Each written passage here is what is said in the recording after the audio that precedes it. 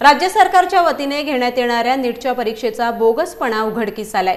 यात एका नवी मुंबईतील मुलीच्या नावाने राजस्थानची विद्यार्थिनी परीक्षा देत असल्याचा प्रकार उघडकीस आलाय।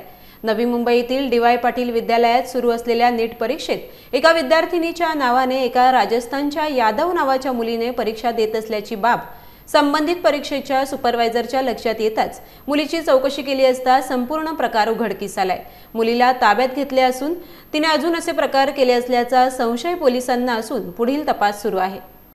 मे 2024 ला जी शासनातर्फे जी नीटची एक्झाम कंडक्ट करण्यात आली होती ती आपल्या इथं सीबीडी बेलापूर येथील सेक्टर 15 इथल्या डी.वाय. पाटील मॅनेजमेंट कॉलेजमध्ये ती एक्झाम होती। ती एक्झाम देत असताना एक यादव नावाची मुलगी एका दुसऱ्या कॅन्डिडेटच्या नावावर बोगसरित्या तिने एक्झाम दिलेली होती। ती तिथल्या जे कंडक्ट आहेत करणारे त्यांच्या लक्षात आलेलं होतं।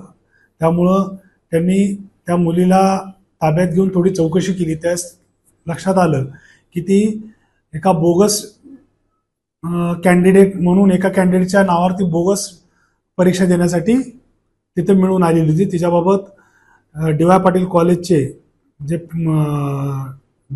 देवजानी दासगुप्त म्हणून ज्या कंडक्टर होत्या त्यांनी सदरबाबत गुन्हा दाखल केलेला आहे आणि त्याबद्दल आपल्या सीबीडी पोलीस ठाणे येथे भादवी कलम 419 आणि भारतीय विद्यापीठ ऍक्ट 7 आणि 8 अन्वये गुन्हा नोंद करण्यात आलेला आहे।